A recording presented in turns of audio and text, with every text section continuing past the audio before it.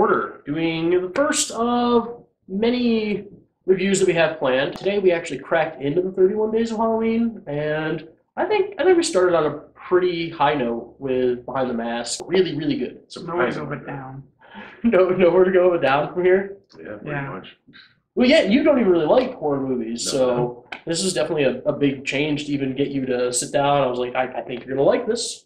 And I did. I really did. Behind the Mask, Rise of Leslie Vernon. It's a documentary about Hollywood killers.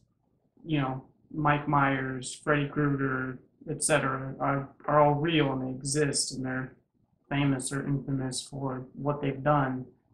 And this is after Leslie Vernon is dead, in theory, after he's killed as a kid. Spoilers, obviously. You're watching the review, and we want to be able to tell you about it the best we can, and that means, unfortunately, spoiling a little bit of it. Some non-spoiler Easter eggs, though, that I think you really enjoyed, too. Some of the, more famous serial killer. The first one that popped up was the Elm Street, obviously, the news report at the beginning.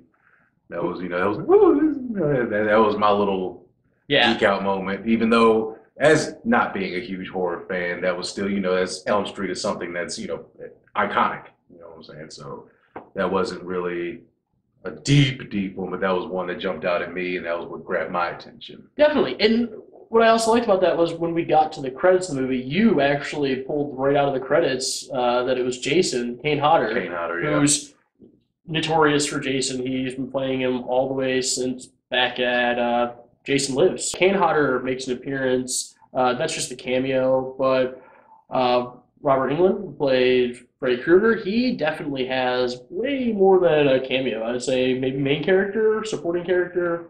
Supporting, yeah. And Scott Wilson from Walking Dead, Herschel. Yeah. Was Leslie Vernon's mentor, his teacher. Which that was really good because there's not too much to expect with that, but the scene that you're actually seeing his mentor, any actor could have been thrown in there and they could have just given a lackluster performance.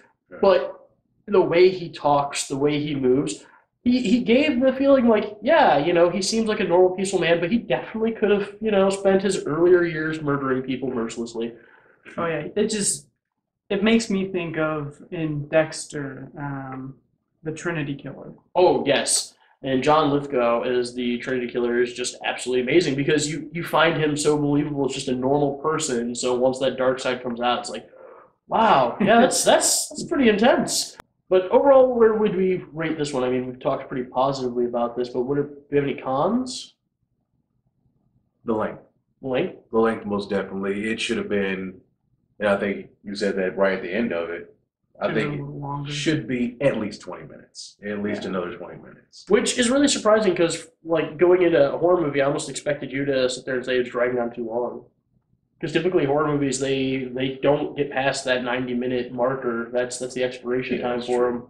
Usually 85 minutes even, so they don't get to the full 90 anymore. With this one in particular, for me, was just, it pulled me in. It most definitely pulled me in, and I'm hard to pull in. Yeah. A lot of shit. So, sitting in just that first 10, 15 minutes of it really got me. And once it was over, I knew it was coming. I knew it was going to be over. But at the same time, I really wanted to see more of this. I wanted to see more of this guy. I wanted to see him maybe take on another group of victims or some shit like that. That's why, although a sequel isn't necessarily needed to this film, at the end of it, I was like, man, I want to see more. Yeah, it almost felt like a shame that it's been so long. It came out in 2006, so it's been 10 years since the movie came out, and not even rumblings of a sequel, so far as I know. Those are some of the strongest scenes in the movie because they make you feel for this character. They make Leslie Vernon seem like a real person, but then as you go on, find out it's not Leslie Vernon's actually this other guy, and so everything you've been set up to sit there and you can see it coming a mile away, this is how it's going to go, and they explain it to you to even, put you right along that path. It doesn't happen.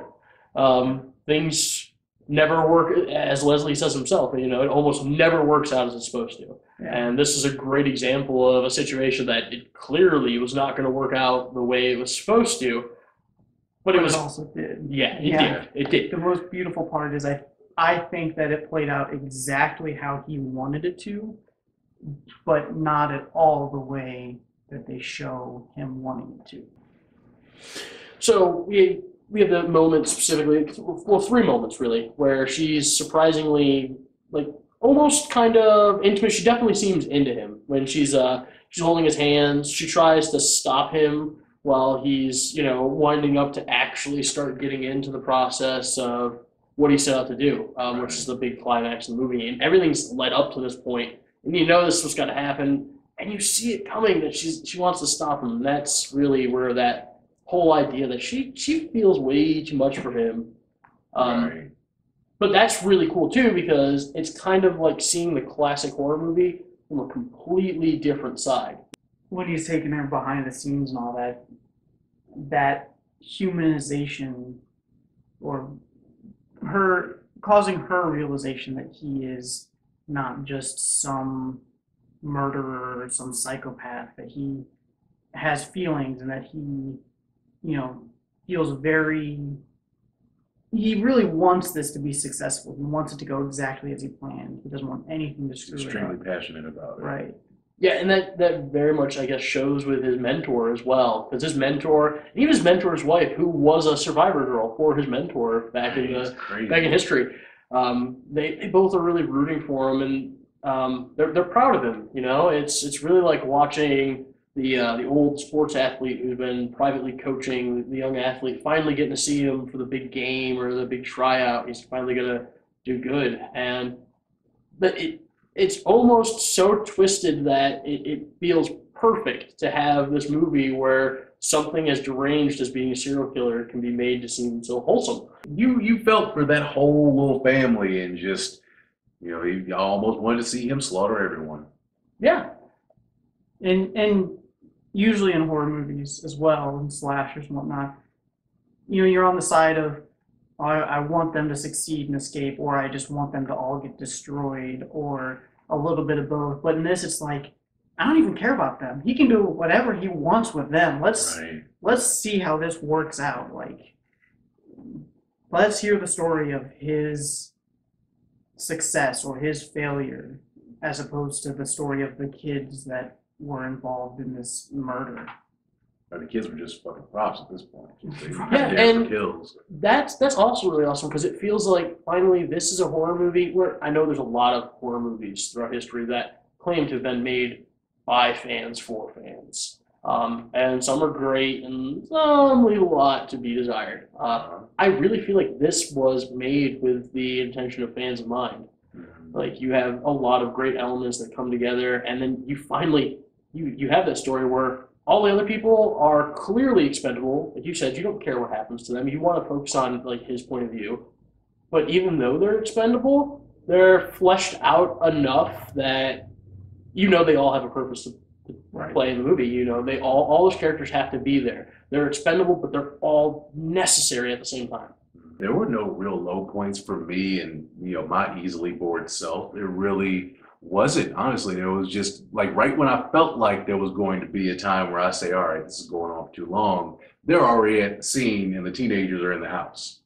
So, by the time I could even say, hey, this needs to keep rolling, it's already rolling. There's a part of the movie that stands out to me, but not as a downside, just as a like, oh, that was a neat quip, is when they're going over the kills and the guy says, hold on, and pauses the run through of what's going to happen. I love that, but there's no downside, in my opinion. We're starting at maybe too high of a point, and we're going to be going down here because it's hard to sit there and think of a movie being just good enough where there's no downside, but you can't really call it a perfect movie. No, it's lacking some things, but it's not hindered by anything in particular. It's just, I guess the only negative then I guess I could say about the movie is it's hindered by its lack of ambition. This is something that could have been a little more grandiose. They could have used maybe a more A-list cast or recognizable faces. I like that they didn't, for one reason. It's because all horror movies have that in common. They're always about introducing actors. This movie was so good, there really isn't anything bad to say. If I had to rate the movie, I would give it a solid B+. I think that it succeeded in what it needed to do, and it did it in such a way that it wasn't quite excellence, but you're like, this is really well done. A lot of care and time, effort went into this movie, and they handled it very well. They didn't take it too seriously, but they also took it seriously enough that it was a good watch. Yeah, my personal opinion, I'd probably go a little higher than that. I would give it an A, not, the full 10 out of 10, but like a 9.5. Personally, I'd probably put it at about, if I'm going 1 to 10, I'd probably say somewhere from 7.5 to 8.5, somewhere around there. Not perfect, but No, definitely watchable. definitely And watchable for me is like somewhere around 6, 7. So 7.5 to an 8.5 is like very watchable. I can definitely see us watching it a few more times, Yeah. just And for it's- shits and giggles, And it's definitely a movie that after you watch it, you have to go back and watch it again, because when you realize everything, once you go back and watch it again, you notice things that play out and that are said that you just kind of blew off or you didn't think applied, or was like, that's weird, kind of awesome extra bits.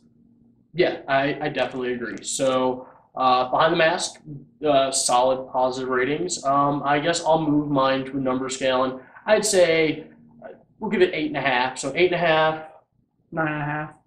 about 8.5, yeah. All right, Behind the Mask, The Rise of Leslie Vernon. You can get your copy on Amazon. That's where we picked ours up. Give it a watch, guys. Tell us what you think in the comment section below. If you liked the video, please subscribe. Share us on all forms of social media. This is the Nerd Word Order. Thanks for watching.